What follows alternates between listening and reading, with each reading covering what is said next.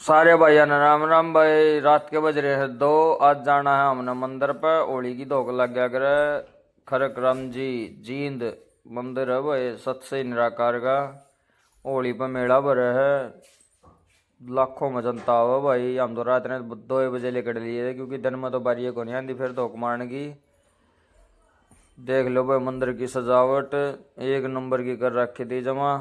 थोड़ी बहुत मैंने अपनी वीडियो बना ली वहाँ भाई। बाबा के भाई सुबह सुबह दर्शन हो गए थे। या मेरी वाइफ गेला गेलो है, पहली होली है इसकी। ज़्यादा हमने धोख मारनी और भी ज़्यादा ज़रूरी थी। यू भाई टिल्ला है सत्य निराकार। धोख धाक मार के न भाई फिर हम उतर लिए थे नीचे। पीछे मेरी माँ है, हाथ में भाई भाई गाड़ी छोरी।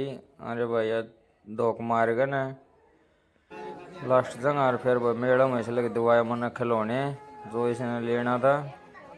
पसंद तो इसका कि मैं आया नहीं, बाकी भाई मैंने कही तो थी ले ले। सारे भाई यार हैप्पी होली भाई।